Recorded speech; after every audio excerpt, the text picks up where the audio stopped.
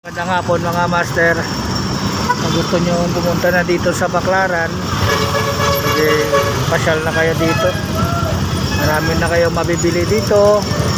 Sa parking, mayroon naman sila parking dito. Kung mga nakamotor kayo, mayroon parking dito motor. Kotse, mayroon din dito. Yung iba ginagawa dito nila, nag-waiting lang. May lumabas, tsaka kapapasok.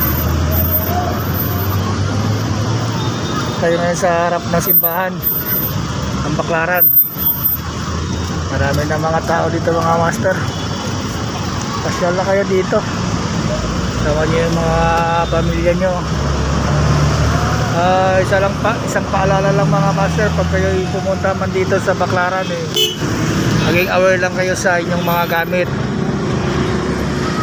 Pwede pa ba dito, boss? Ay, sir, labasan na.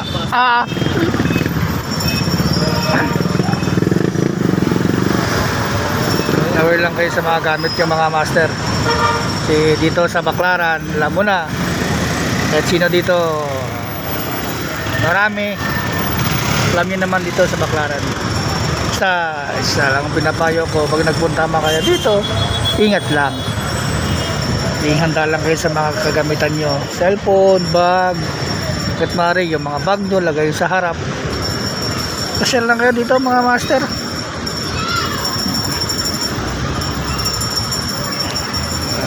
Simba kayo dito.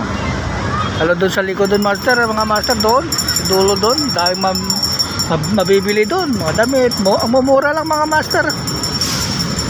Meron ako nga, nakapamili na ako dito, mga blouse o mga pajama. Paris na 150, mayroong pajama, gaganda ng mga pajama nila, kakapal, 50 lang, matibay na rin mga master. Ngayon nga lang, pasensya lang talaga dito, sa traffic, ganoon lang talaga.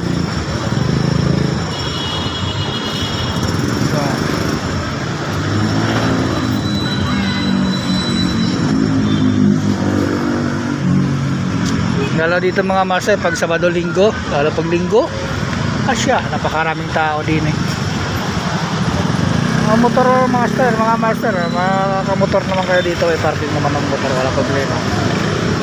Yan naman ginagawa ng iba dito. Yan, alam ko motor dito ata kusang loob na lang, kusang loob lang sa mga parking boy, parking attendant. Yung mga master, magandang hapon.